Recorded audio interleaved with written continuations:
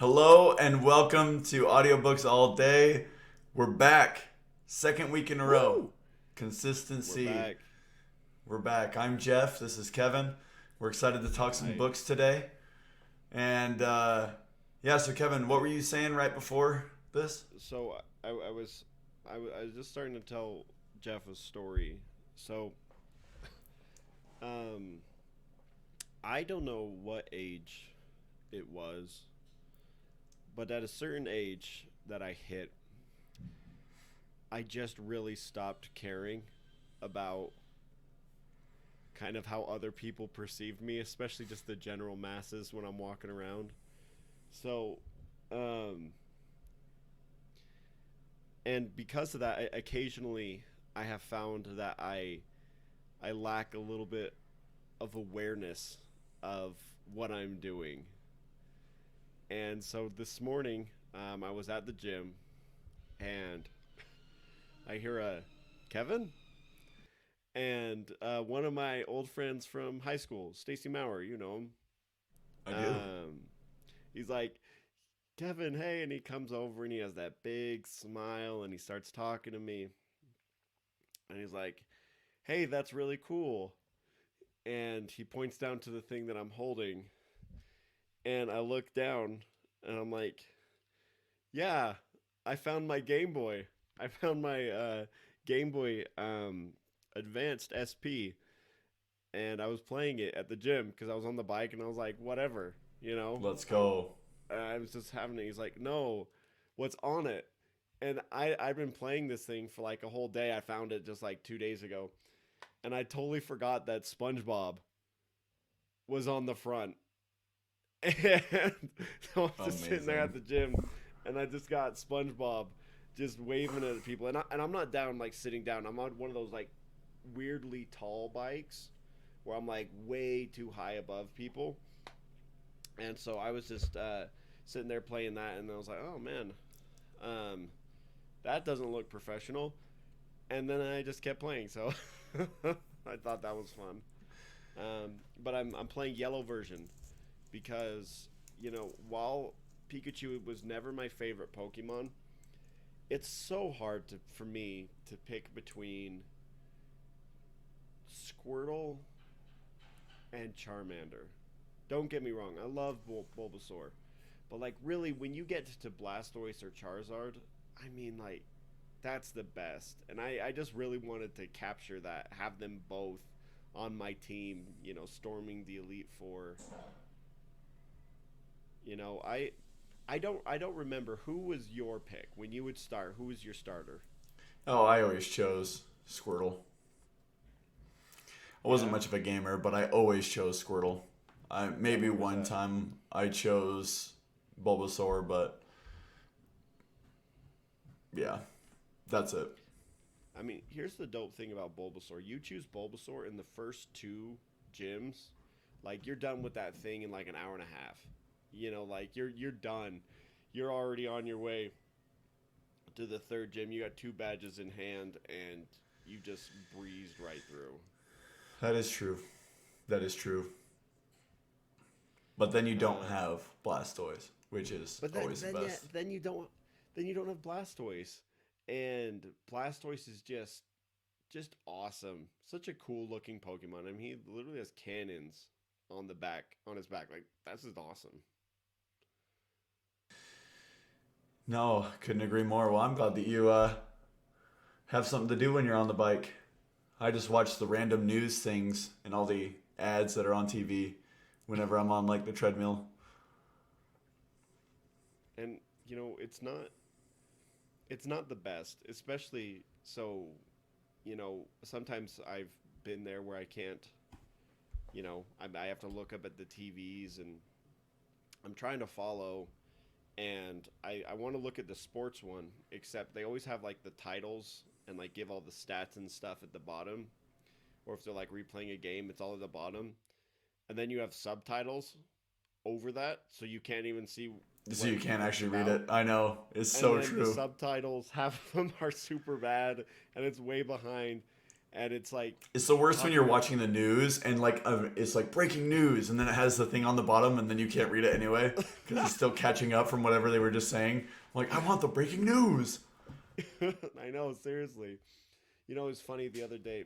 I, I don't watch, any local news, um, and um, it has been a hot topic between me and my wife since we've been married. And my wife was always, she's always said, if I'm pregnant, I'm driving in the carpool lane because we got two of us, and if I get pulled over, I'll just tell the cop, and he won't know what to do.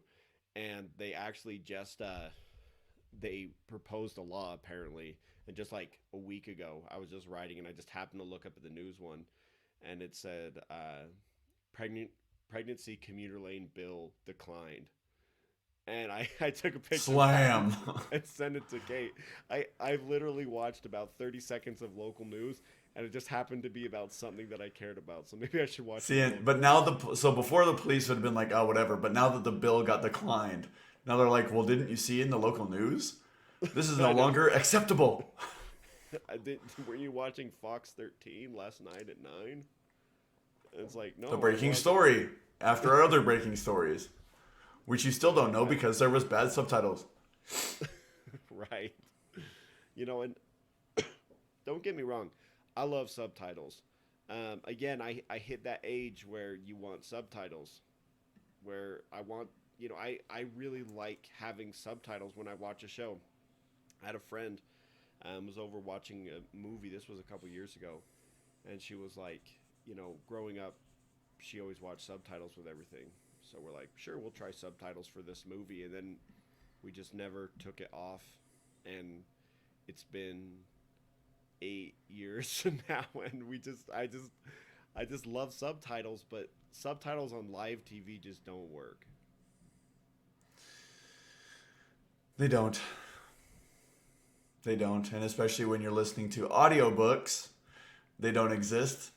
And so that's a perfect segue. What have you been listening Segway. to? So I mentioned last time we were talking that I had just gotten Flex in the City, which was the 13th book of the Good Guys series, and I read that, and it was good, and I actually feel bad that I read it because then the newest one doesn't come out till June, so now I have to wait till June for another book. I'll okay. In some ways, it's really fun to read a series that's still coming out with books because it's exciting, and sometimes it's just terrible because now you're like, what do I do for 4 months? It's not like I don't have enough on my plate. I'm just gonna sit here, twiddle my thumbs, and wait for it. And I still have no idea when the next Defiance of the Fall is coming out because they don't announce it till it's like out. And but that's actually not the book I wanted to discuss. I was talking about the Good Guys last time, but I think I mentioned there's a sister series that's done congruently in the same world called The Bad Guys, um, where the main character was a thief on Earth, just stealing from rich people because had a bad hand in life, and that's what he felt like the only thing he could turn to. Finds himself in this new world, and he wants to be a thief again, and finds himself again, kind of like in the Good Guys, finding himself needing to take care of people, needing to help people in this super brutal and violent world. And I'm just reading the six, and I just finished the six, which is called High Gloom. Um, which again, another pun, high gloom for high noon, and it's really good. So they find themselves in this city, this underground city, where they're trying to essentially. So the main character, bottom line is, through a bunch of crazy stuff, he finds that he has somebody else inside of him, and it's trying to take over, like an enemy he defeated. Part of his soul. He essentially became a Horcrux, and now it's trying to take him over. And so he's going to this city where he can hopefully find somebody that can help him. But the cool part about the city is that it's kind of on like this frontier. Something I've started to see in a lot of fantasy books is kind of exploring different realms and how they cross over into the earthly realm, and not just different planets and not different multiverses, but different realms within your multiverse. So, for example, it's kind of the concept of the upside down. Like it's kind of an Earth that's not quite overlaid with your own, but it is like a world of darkness. So you essentially there's this city on the brink between the normal world and the world of they call it the Gloom, um, this world of darkness. So it's pretty cool. You see a lot of cool monsters, and what I like about it though is there's this you really kind of starts to get a feel for the main character because he has that evil, person inside of him that's trying to take him over. And it's just that you just feel this anxiety, if he's got to go faster, he's got to work it. And I actually found myself earlier today, I just felt super anxious. And I was like, why do I feel so anxious? And I was reading this book and there's just so much anxiety. and, and it's just funny how sometimes the emotion of the books you're reading just starts creeping into how you're feeling and how it just kind of takes over. Oh, I totally did that one time. I was listening to a book that I may review later, but it was kind of about true events and about a pretty messed up human being. And normally I don't listen to books like that, but it was read by somebody who I really liked and it was for free. And I was listening to it while I was driving. We were on a big, long driving trip and it was really dark. And like suddenly I just felt myself getting really nervous. Like all the kids were asleep, Megan was asleep, and I was just getting like way uber nervous. And I realized I was nervous because I was driving through a town that looked just like the town that was described in the book. And that it was crazy, like just kind of subliminally, like I started to get amped up based on that. It was pretty crazy. That reminds me. I was reading a book by Andrew Klein called Werewolf Cop, and this was um, back when I was at Tanner, and I was working. I was working really late, and the lights turned off at like it was like 1 a.m. and there was nobody else there, and it was just at the office, and I finished up working, and I was just kind of listening to this book in the background. And at one point, I kind of looked up after the lights had turned off. I'm in this little conference room, like, it's really dark out there. And this book's a little bit creepy. And there's most likely a werewolf out there. It's just amazing how your mind Yeah. just jumps to these conclusions. So as I kind of start where I'm working and I want to keep working, but I'm like, you know what? It's busy season, so everybody's working super late, and um, but no, I can't see anybody else. I think I'm the last one there. I was working with a team; they all left, and I'm like, I get to a point where I'm like, I'm just freaked out. I'm like, I just got to go. I'm freaked out. I got the willies, so I pack up and I start walking out. And it's kind of creepy because everything is black except there's a few computer screens um, that are just like blued out, or just the desktop.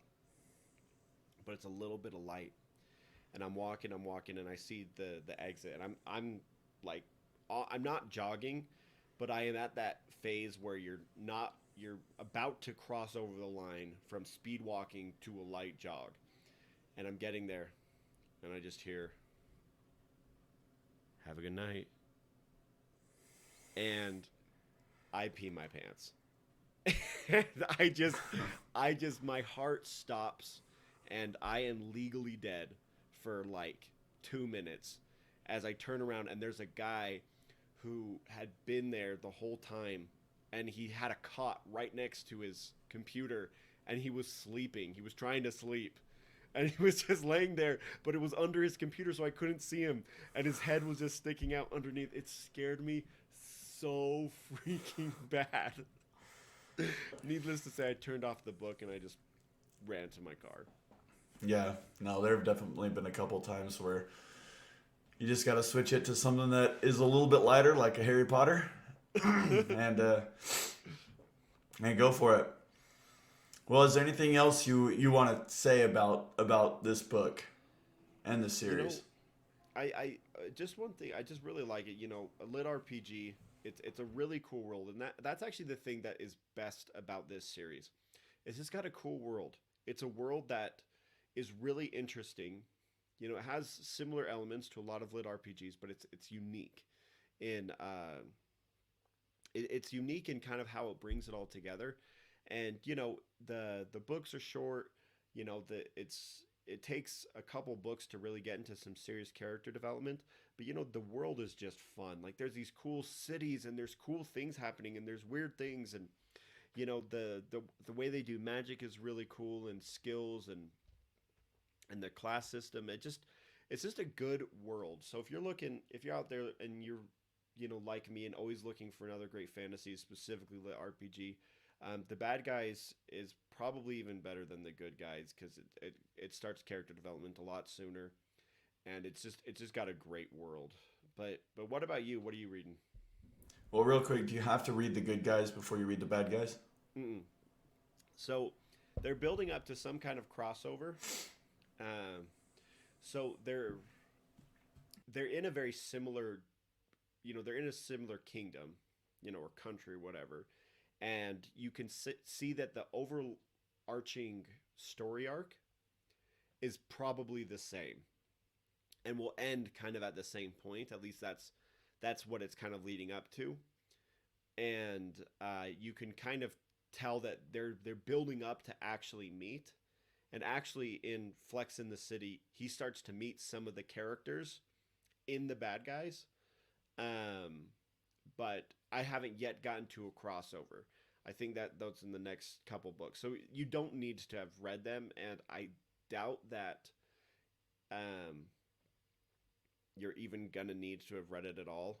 And they throw out a little hints there, but they're not things that. Let me think. No, they're not things that you'd really need to read the other ones. You could just start straight with the bad guys, and I'd recommend that. But yeah, what about you? What are you reading? So, a few years ago, um, probably maybe 6 or 7 years ago, I was aware that nobody had yet been to the bottom of each one of the five oceans. Like it was just like a world record that just like hadn't been done. And when I was researching about it, I saw that Richard Branson had a sub company that he was looking to fund that would actually help him to be the very first one go down. Well, what wound up happening was that his space company, excuse me, kept getting more and more expensive, taking more and more of his time, and he put it on ice. So I kind of thought, wow, maybe, one day it'll be interesting to see who sets this record. Who knows if it'll be even around to where, you know, maybe even I could set the record one day. Like it would seem like such a cool thing because there's very, very few like true exploration things to still do on Earth. Really, the last frontier on Earth is the ocean.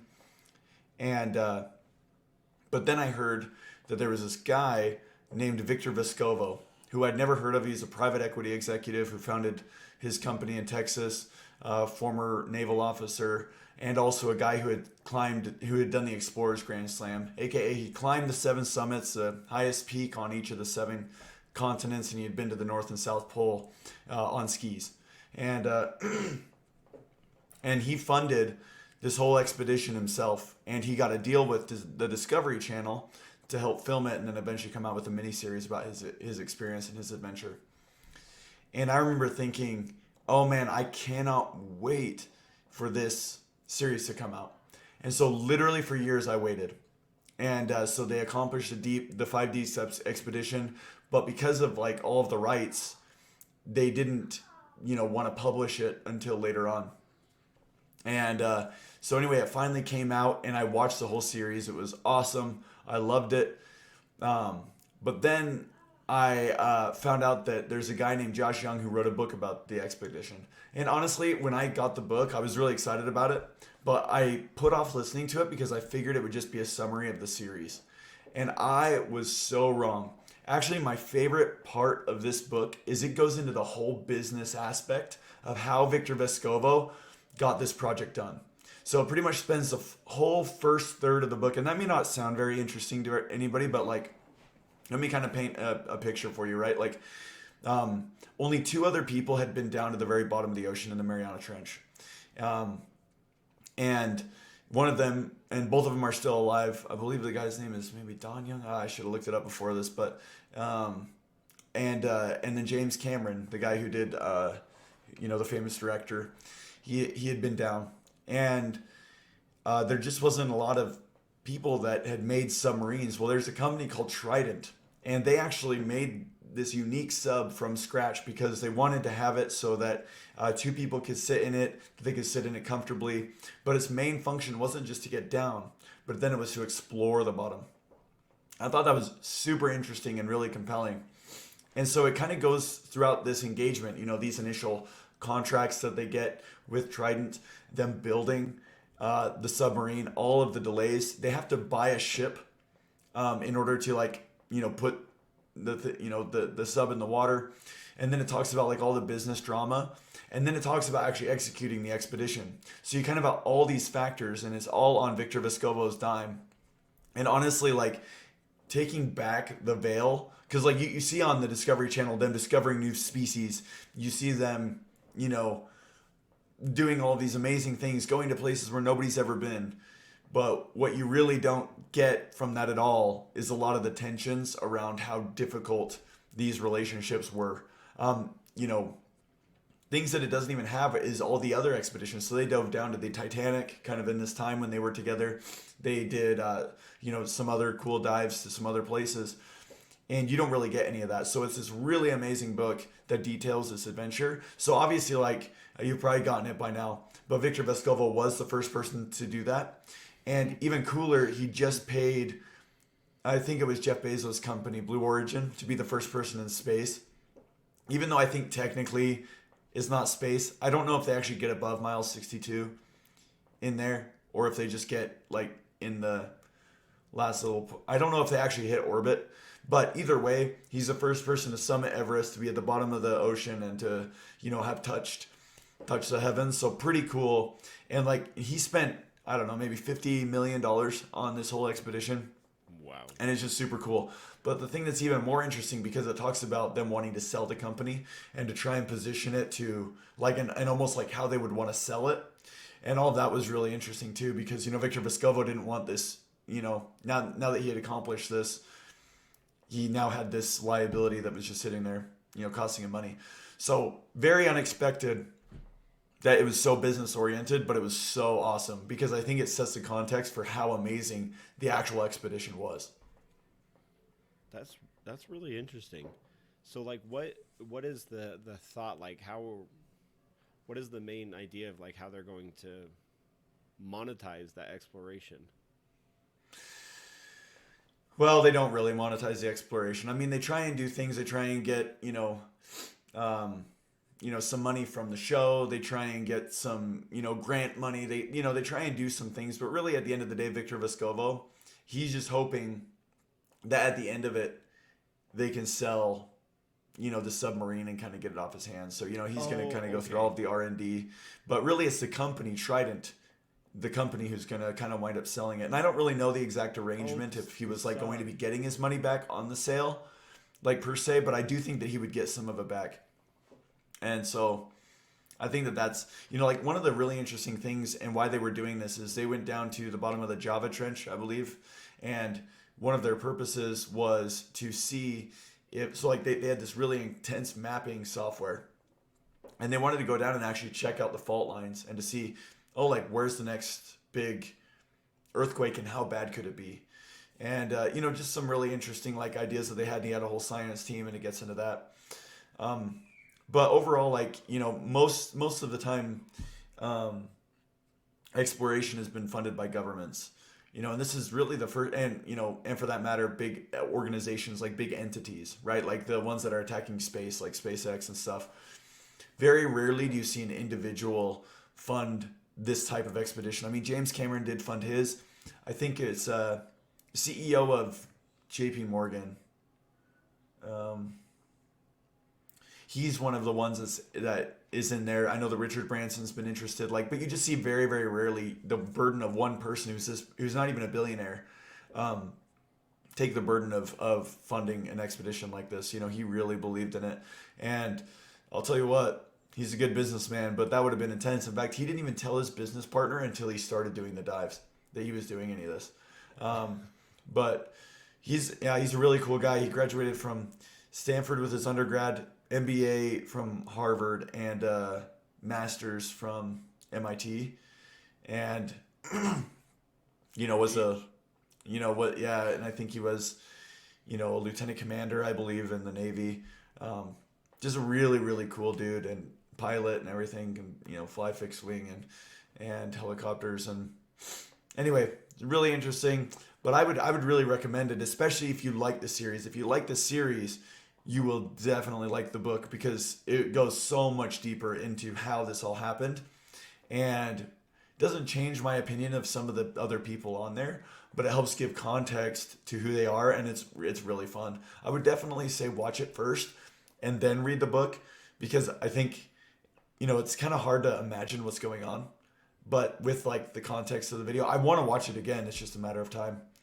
So anyway, that was really great. Really, really great. What was the series called? Not series, just one book. It's called the 5D, or sorry, the here, you know what? I'll show you it right here. I actually have it up. So I think I said at the beginning, but it's Expedition Deep Ocean. No. Oh, the series, like the TV series. I think it's called the 5 Deeps Expedition, and you can find it on the Discovery Channel or Discovery Plus. I just did a free trial. I banged through it and cancel it. Classic. Man, I love it. That's the best reason to have multiple emails. Yeah, no, seriously, but yeah, it's really good. I thought it lived up to the hype. It's just it talks about like people being interested in it, and how they're like, especially in the beginning, wasn't very many people. I bet you I was one of the only people that like followed that whole thing from the beginning to the end. And I sent Victor Vescovo a request on LinkedIn that he never accepted. So one day, I want to connect with him. So I know that you'll never listen to this, but Victor Vescovo, I want to meet you. It'd be an honor. So let's make that happen. So, thinking about this, you mentioned the money and all the business and everything that went into that, but the time, like that probably took an astronomical amount of time, years of preparation and of effort, and just getting to some of these places, like climbing the 7 summits. Like, when you go out to Everest, that's a couple months, of acclimating in base camp and all those different things. Like that doesn't count even training, so like, I guess my question when I hear about somebody like this is like, it's just like, what's the driver? What's driving this guy to feel like he needs to explore all those things? And in no way am I saying it's a bad thing. I'm just, what's the driver there?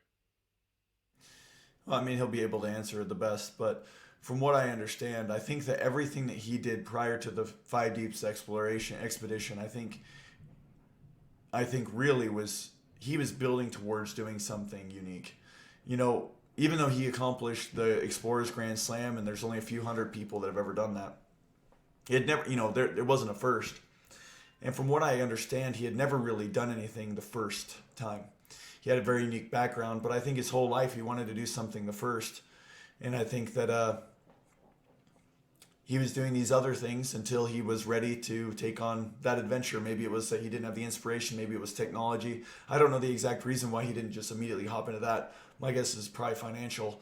To climb and to do all of those things to do the Explorers Grand Slam, my guess is if you're doing it on the cheap, I don't actually know, but it'd probably at least cost you $1 million, to do all of that. But, that's a lot different than 50 million. But yeah, my guess is that he's just always been, he's always been fascinated by explorers and wanted to become one of himself. And I think that everything he did beforehand was just kind of preparatory to that. And I think really gave him a lot.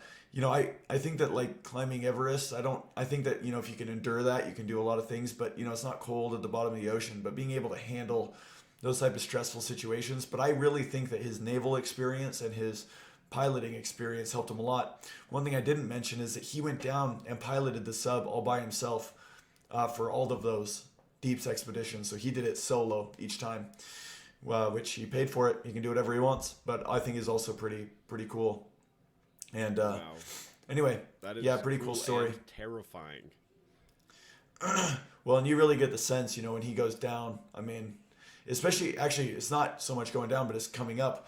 When he was doing the trench in Antarctica, one of the things that they had to keep in mind was that an iceberg could float over him, and as he's coming up, he just didn't want to hit that. And there are issues with the sub. There's a lot of issues with the sub. The book explores a lot more issues than you'll ever see in the TV series, and to some extent, I'm like, ooh. There's some issues there, but they really work through them all. But yeah, I think that's a good summary of that book. But I'd love to hear the other one that you kind of are bringing to the table today.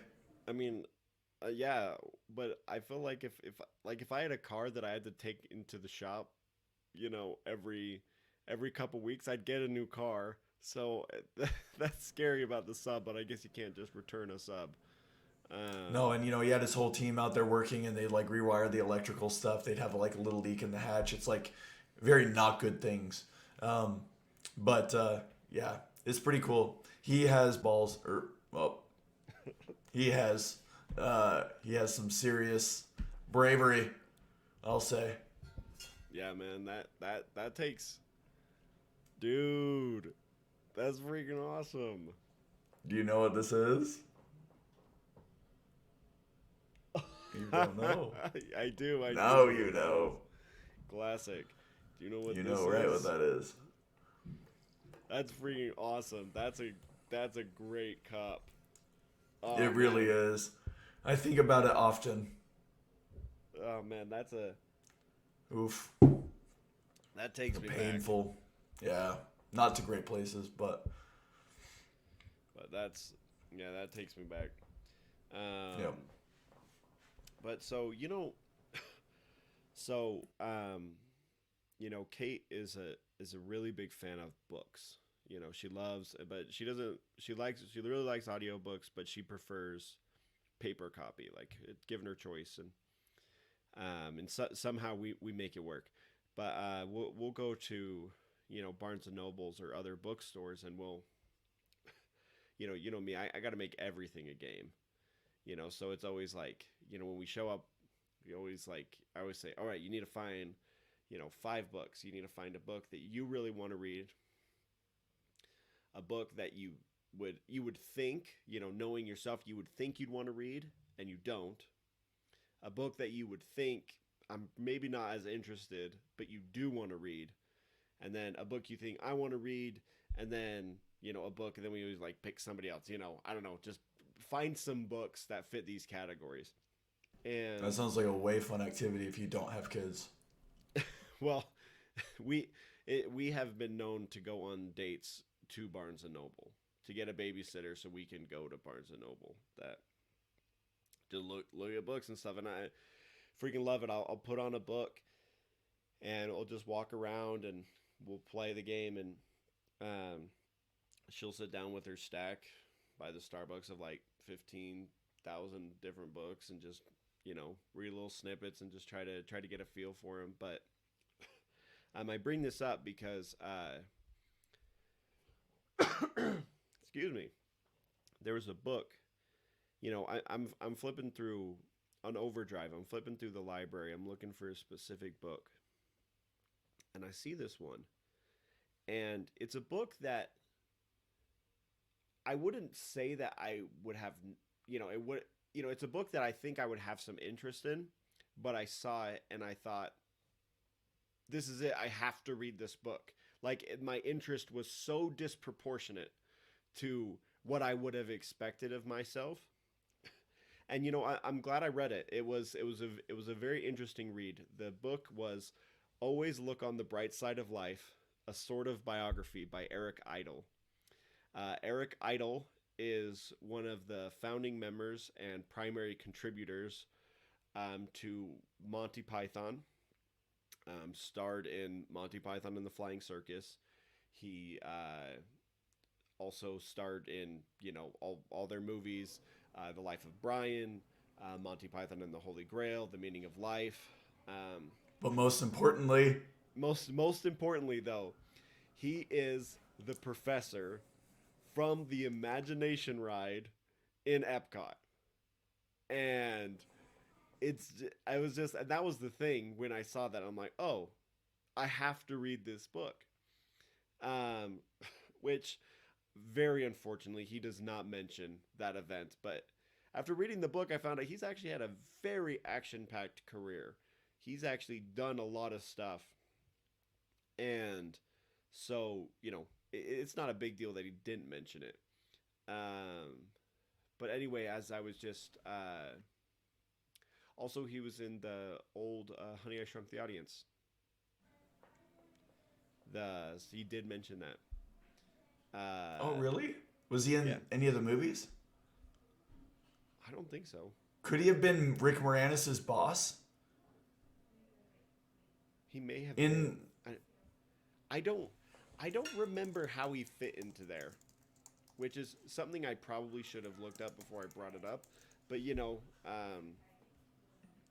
but yeah, so he was, and he just did a bunch of stuff. And like any guy who goes through high school, I saw Monty Python and the Holy Grail several times, and it actually took me a long time before I realized that Monty Python, it wasn't just that movie, that it was a group. It was concurrent, starting a little bit before, but running concurrently with um, Saturday Night Live, and that it was in every way, and I didn't really realize this. It was huge, like it was every bit as big as Saturday Night Live was, during its time, but it was so centered around, when you think Saturday Night Live, there are so many great actors and actresses who have gone through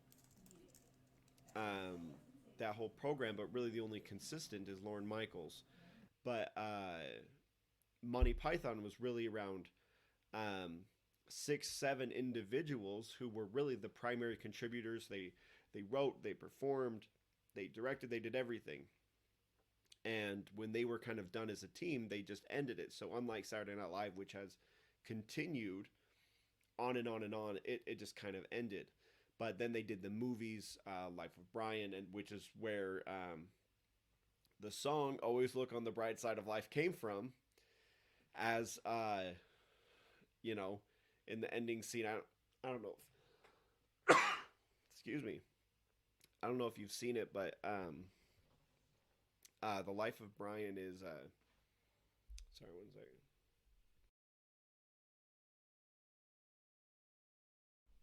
Sorry about that.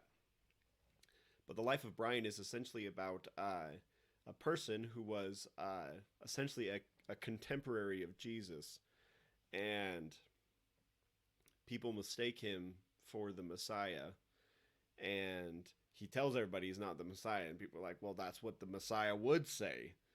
And yeah. then at the very end, he and his followers, who he doesn't want followers, but he gets crucified, and that's when they sing the song, "Always look on the bright side of life," and it's just so funny, and just kind of reliving Eric Idle and all of these great comedic events in his life, and that's one thing that I really like about the book. His book's really funny, you know. Does he read it? He does, and Oh, that'd be good. I don't know if I could have read the book if he didn't read it, because Yeah. it's so personal. It's very much, there's a big difference between a biography and an autobiography. An autobiography, I feel like we miss something when an author does an autobiography but writes as if it were a biography. Because I feel like you miss so much of that flavor that you want from an autobiography.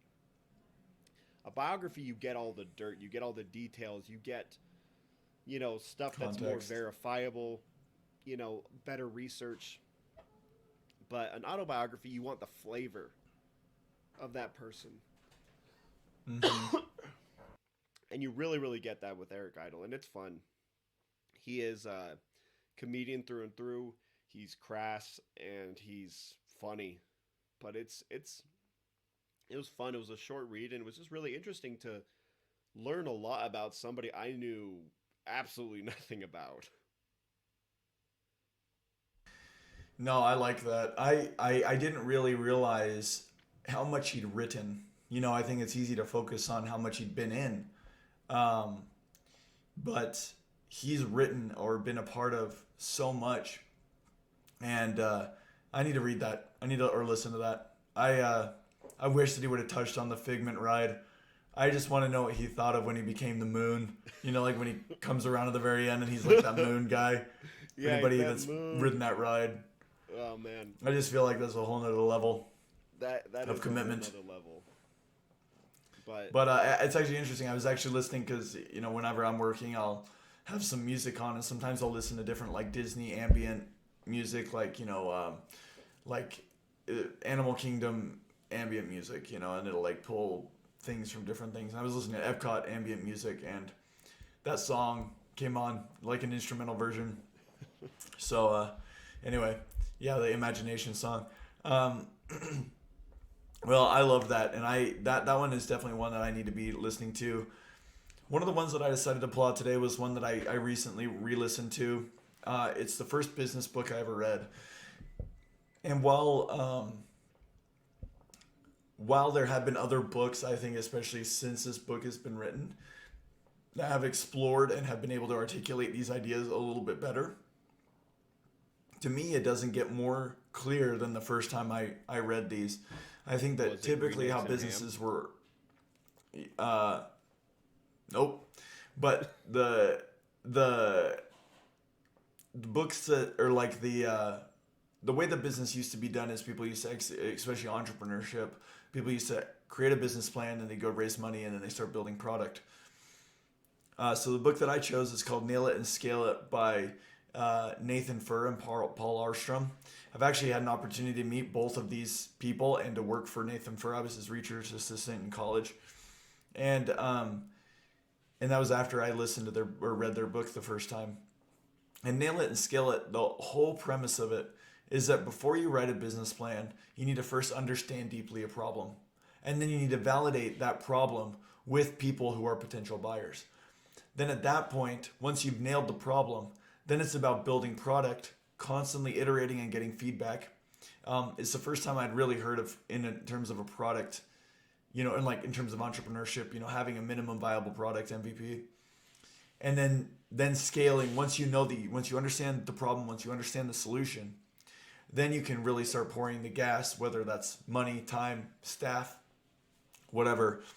That there's a lot of work that you can do and almost take a very scientific approach to business.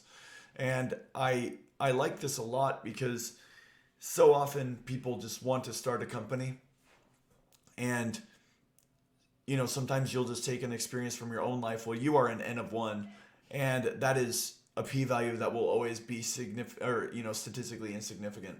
So really you need tons and tons of data points in order to understand a problem. So, to find a problem, then understand a problem, and then be able to find a solution that actually matches that problem. And then to be constantly iterating. It's a lot of work to do that. But their whole point is that you won't waste 5 years of your life if you do it this way. And you will guarantee or at least have a higher probability of accomplishing a successful company. They obviously give a lot of examples from Zappos and Dropbox and, as you kind of go around. But and I can, from a raising money perspective, that's the other thing that they talk about too, is when you actually come to an investor saying that I've had this type of traction, we have this type of product market fit, these are what people are saying. The whole point is that you don't need to be risking everything in order to start a business. This helps you de-risk a whole lot, and especially you're de-risking your capital and your time. Those are the main things, and other people's capital and other people's time. And if you can do that, that's pretty powerful. And so I bring this up not because this is the best business book I've ever read, but it's short, and it's certainly one of those that, like, while some of the methodologies have kind of been updated, and even Nathan Furr specifically has gone on to write even more books in this genre. The reason why I wanted to bring it up was because I think it's really important, and I downloaded it, a night when I couldn't fall asleep, and it actually kept me up, because then I started thinking it so much more, and I was taking notes for our business and everything.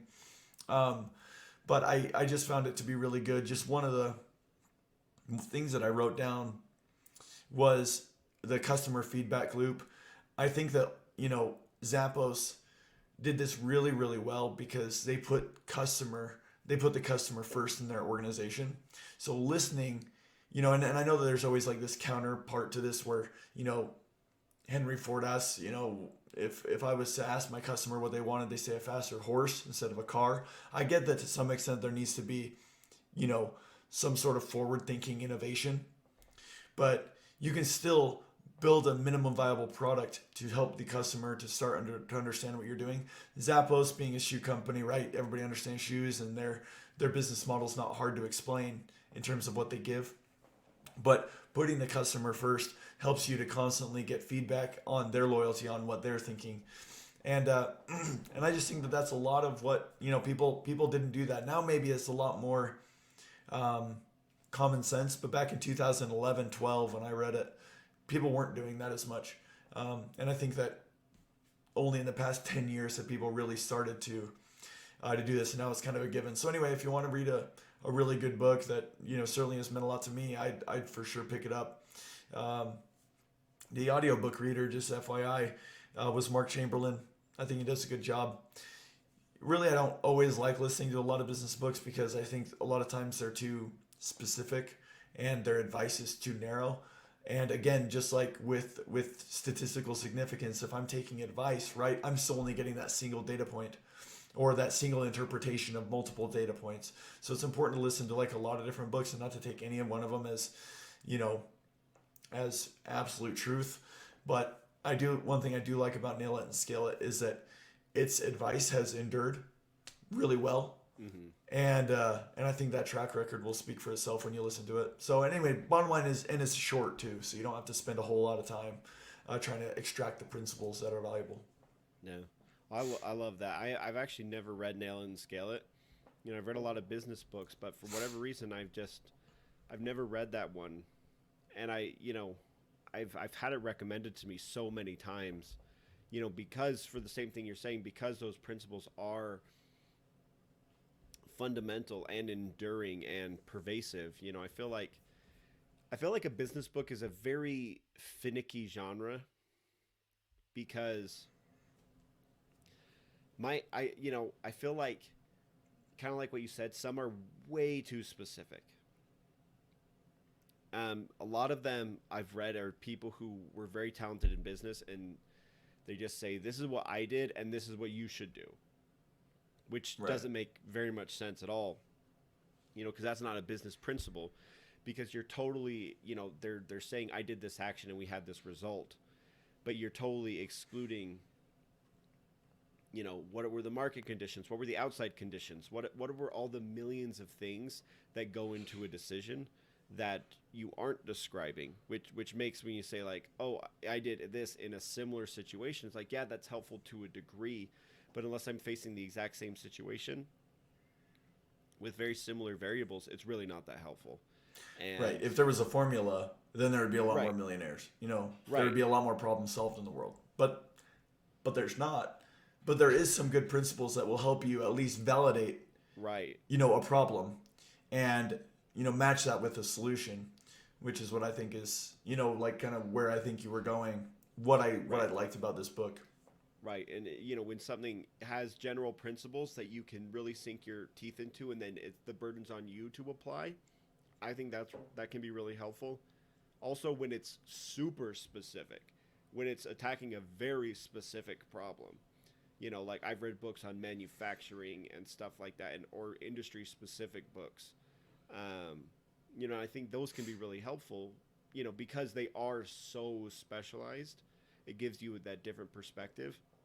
But it's nice to hear that it's short, because honestly, if I like my fantasy books with a certain amount of heft. I like long books. I really, if a book is less than 15 hours, that's a knock for me. That's like, do I really want to waste my time on a story where I'm just buying micro books? I don't want to buy seven, I don't want to buy 4 7-hour books. I want to buy one 28-hour book. And that's Right. it's not just the economics, it's the flow of the story, because authors do a bunch of stuff to start and end books, and I feel like it disrupts the flow. And it keeps harder to keep storylines straight. But with a business book, if it's a second over 7 hours, it's probably too long. It's probably really too long. Like, even, because a lot of business books, like, you know, I think unless they're a story, right? Like there's this one that I'm really excited to listen to. In fact, I'm going to tell you what it is, and it's 17 hours or almost 18 hours, but it's called The Founders, and it's about the PayPal mafia. And I haven't really started it yet, but I'm really excited too. Like if it's that kind of story, it's good because it's like listening to the fall of Enron. It's like, oh, that's very interesting. Or a right. biography about a business titan. But yeah, I agree with you. If it's like supposed to be some sort of analytical book that's supposed to teach you some business principles that will help ensure whatever success that you're facing, or managerial, blah blah blah, this and that. I just feel like so much has been said already, and now it's just more of a flavor for you to consume. It's like, well, it's just this way that the message is presented is most helpful to me. I usually tend to stay away. Like there's been a lot of times I haven't listened to a lot of self-help books, kind of for the reason that you're mentioning about these business books, is that, oh, that's great. This is this person's experience. This is what works for this person. Well, that might be horrible advice for me. I think that the productivity genre hurts a lot of people in a lot of ways because, they say, well, wake up at, do exactly what I do and you'll achieve similar success. Well, you may have a different body type. You may have different circadian rhythms. You may have different, like different needs, different life situations. So what you need to do is listen, understand, and then be a harsh, how do I say it? Like, be very judgmental with, or to be very discriminatory with what is applicable to you and what is not. If you may be just too lazy to accept their thing right now. So it's not about waking up at 5. It's about waking up at 7. That's for you. That's what it needs. It's not about doing 100 push-ups. It's about doing 2. Or like that's an example. And so that's sometimes why with these business books, it's like nobody knows where you're at, and you try and, or like these self-help books, it's just, it can be difficult. But so either you don't really listen to them a lot, or you listen to a bunch of them so you have a lot of information to draw on, and then you start to implement things slowly in your life. I think that there's kind of only one way to do it. But if you like listen to one self-help book and be like, oh yeah, that's totally what I need to do. You listen to the 5 a.m. Club, which is a great book, but like if that's all you listen to, that's your only input, like you're not going to follow that one book and be that successful, because if there was something like that, then people would do it. And that's where you just make an argument that really the only books that do that are like maybe religious texts. They're like the only thing that tends to endure. They're the only ones that seem to extract out human principles enough that people keep paying attention to it, thousands of years after they were written. But maybe that, and then, if there's one book that I think will endure from the business genre, is How to Win Friends and Influence People. I think that like the way that book is written, that's one that I think will endure, but I think everything else will change. But anyway, didn't mean to go on a diatribe about that. I just think no, but I mean, I think that just listening to business books and self-help books in general, you just need to like know yourself before you come into it, because like they can help motivate you, but motivation isn't what creates lasting change at all. right. Well, like, the thing is that the continued existence of the self-help genre and the business genre, if I'm being completely honest, the fact that books are still being published should be a giant red flag to anybody who thinks that there is a singular answer out there, and that you can take one of these formulas that somebody's saying and apply it directly to yourself. Because Right. if that were the case, those genres would not exist anymore, And it wouldn't be called the self-help genre, but rather the 5 a.m. club. And Right. and Exactly. and I'm not saying at all, and I'm not trying to hate on the 5 a.m. club or anything. I am just saying that, you know, you can't take any of these books as pure unadulterated truth. When they start giving formulas for you to do, when they say you do X, you do Y, you do Z, you're gonna get A, because there's too much that goes on in our day-to-day life. You can't predict that, because it may have worked for you, but I don't have all the same inputs, because we're different people, and no matter how similar our situations are, our inputs will be different. But like, Yeah, and I actually think that, and I think that now people are. I think that there's a few self-help books that have come out recently, though, that I think totally break the mold. You know, because I think, so I love what Ryan Holiday does when he teaches about stoicism, and I love like Atomic Habits. I think that they just really break the mold. They're not as prescriptive, which I think is very important. That's why typically people would be like, Jeff, what are some books that really inspire you and help motivate you? I often talk about biographies, because, much like anything, right?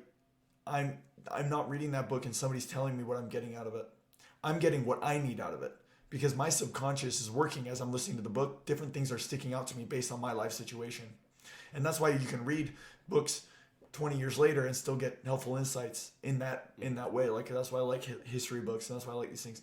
One of the reasons why I love what Ryan Holiday does is he's able to take history lessons and an ancient philosophy with like the modern self-help productivity stuff, like combine it together. But we can get into that another time. But I do think that like people are starting to kind of get onto that and not be as prescriptive, because then you get out of date, um, really quick. And that's one reason too why I think the Nail It and Scale It, like, I'm surprised it hasn't gone out of date in 10 years. Um, Yeah. Mainly just because a lot of business books do. And I think like there will always be an element of the nail it. I think that the ways you scale will change, but the way that you nail things and get those insights, I think, will be valuable for at least a little while.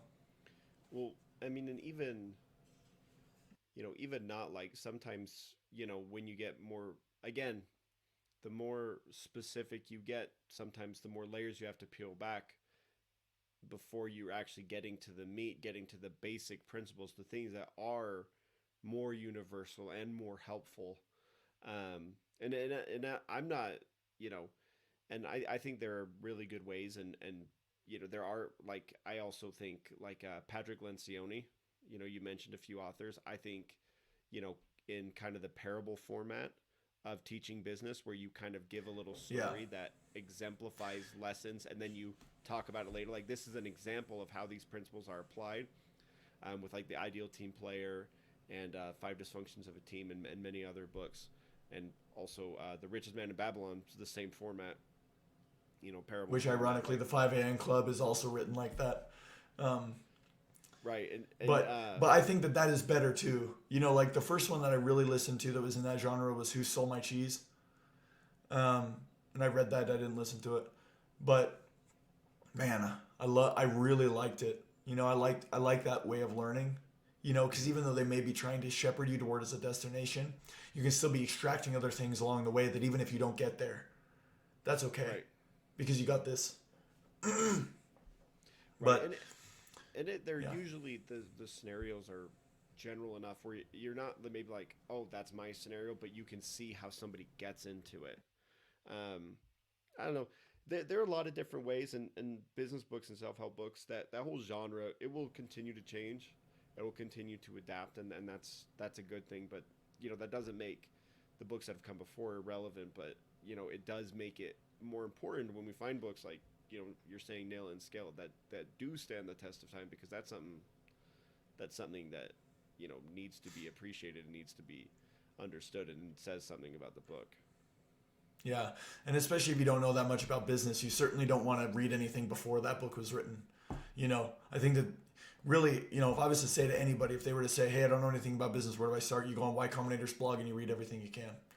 That's what you do. You start with Paul Graham, Paul Graham's YouTube videos. and you just start watching those. That's what you do, and I think that's really valuable. So, Yeah, man. thank you. We could just Megan keep knows going. that I'm struggling with my voice. Oh man. Well, that is Which is a I think bummer. that's a perfect segue.